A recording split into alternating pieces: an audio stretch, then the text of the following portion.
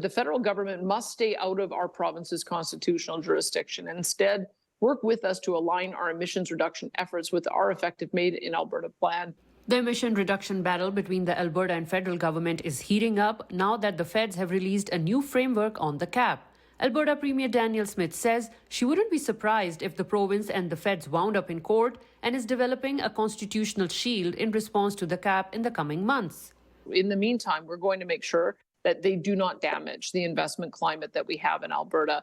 We're going to do everything we can to make sure that we put up a shield so that we continue to attract the investment that we know we need to be able to meet our emissions reduction targets. This new framework tasks the oil and gas sector with reducing emissions 35 to 38% from 2019 levels by 2030. Smith accuses the feds of violating the Constitution and says this cap will reduce production and put Alberta's economy at risk. But Federal Employment Minister Randy Boissonnault dismisses those claims. The Premier's wrong. This is about a cap on pollution and emissions, not a cap on production.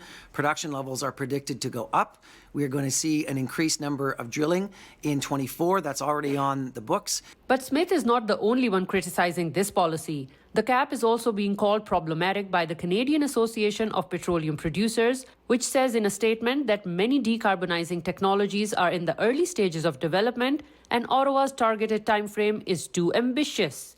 But climate change advocacy group Sierra Club Canada says the oil and gas sector's criticism of the cap is only helping to stall an important shift to a renewable economy. It's not fair when the most polluting sector of our economy, accounting for 27% of our emissions, is not required to do its part. So this is one step towards rectifying that.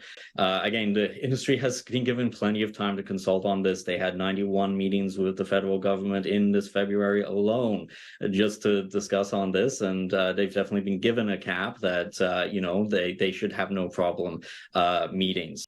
In a statement, the Alberta NDP says in part, "We're concerned the measures announced today could amount to a production cap, but we will consult further with industry and environmental organizations. When both levels of government fail to work together on the future of Alberta industry, it's ultimately workers and their families that suffer."